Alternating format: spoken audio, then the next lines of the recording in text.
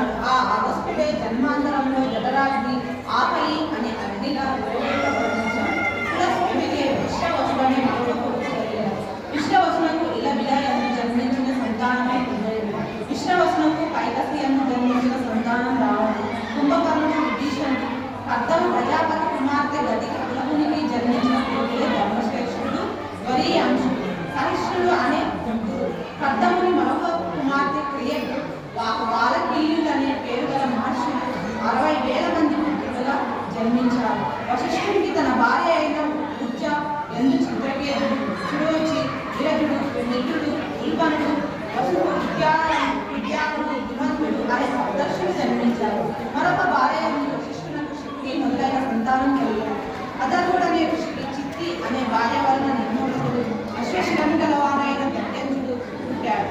మహాత్ముడైన భృగు మహర్షికి ఖ్యాతి అనే భార్య ఎందు విధాత అనే ఇద్దరు పుత్రులు, భగవత్ పారాయణమైన శ్రీ అనే కన్యగా జన్మించారు. దాత విధాతలు మేరు కుమార్తెలైన ఆయతి నియతులను వివాహమాడారు.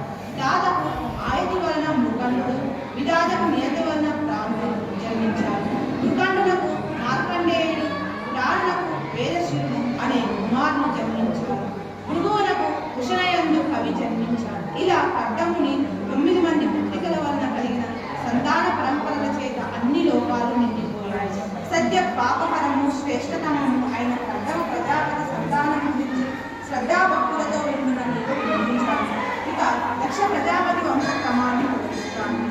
ఇందులో కనిపించే వ్యక్తుల నామాలన్నీ సంకేతార్థ బోధకాలు. హవిర్భుక్కు పులస్త్యుని భార్య. హవిర్భుక్కు అంటే హవిస్సుని ఆరగించేది అని అర్థం. విశ్వవసుడు అంటే చెవులు గలవాడు.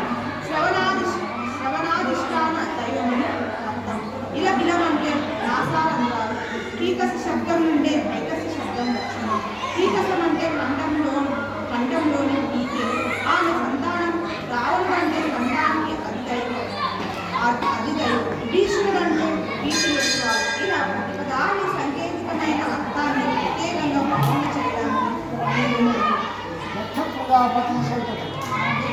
వలనని వలన భవమందిన యాదక్ష ప్రజాపతికి మనునిగనందనయ ప్రసూతి ప్రతినందనఘ పర్యావృతయ మందిని కన్యలు. చదువు బాబా.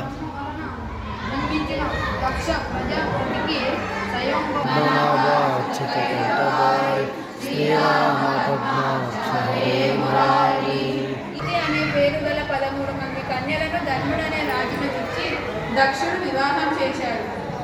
అలాగే అగ్నిదేవుడు దేవునికి ఒక కుమార్తెను, పితృదేవతలకు ఒక కుమార్తెను, జనన మరణ నివర్తకుడైన ఈశ్వరునికి ఒక కుమార్తెను ఇచ్చి వివాహం చేశాడు. ధర్ముని భార్యలో శ్రద్ధ వలన శృతము, మైత్రి వలన ప్రసాదము, దయ వలన అభయము, శాంతి వలన సుఖము, తుష్టి వలన ముదము, సృష్టి వలన స్మయము, క్రియ వలన యోగము, ఉన్నతి వలన దర్పము, బుద్ధి వలన అర్థము, మేధ వలన స్మృతి, తితిక్ష వలన క్షేమము, క్రియ వలన ప్రశ్రయము, మూర్తి వలన సకల కళ్యాణ గుణాలకు కారకులైన నరనారాయణులనే ఋషులిద్దరూ జన్మించారు. వారు జన్మించిన శుభ సమయంలో గంధవాహుండు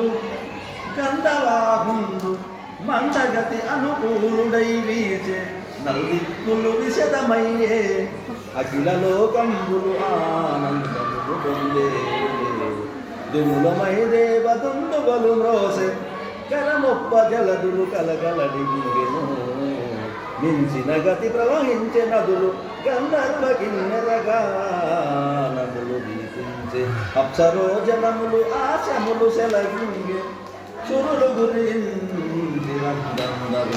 చదువు పాప. నాకు కోపం వస్తే పెరుగుతుంది. సార్ పాప నువ్వు చదువు.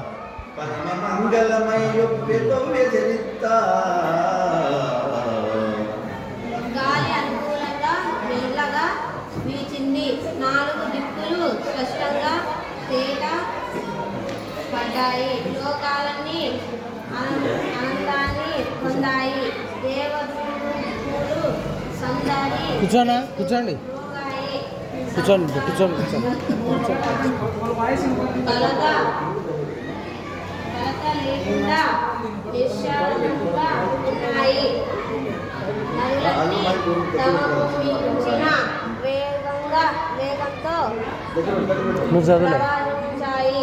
గంధర్వులు కిన్నలు గానాలు వినిపించాయి.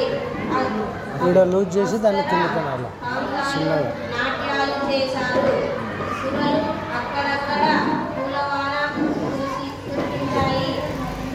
మునిజనులు సంతోషంతో స్తుతించాయి. ఆ సమయంలో విశ్వముగా ఒకటే లైన్ ఉంది ఇది చదువు నువ్వు అది చదువు అది చదువు ఏం కాదులే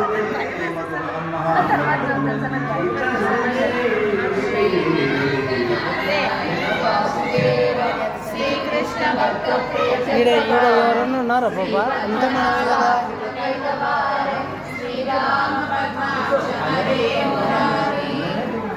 చదువు అదొక్కటి చదువు ఇప్పుడు అన్న ఇది ఒక్క లైన్ చదువుతుంది చదువు చదువు పాప సతాయిద్దు చదువు వచ్చి ఈ విధంగా స్తుతించారు. చదువు నేర్చుకోవాలమ్మా గగనస్థలిందోచు గంధర్వనగరాది రూపభేదములట్టు అట్టు రూఢి మెరసి ఏ ఆత్మయం దేవి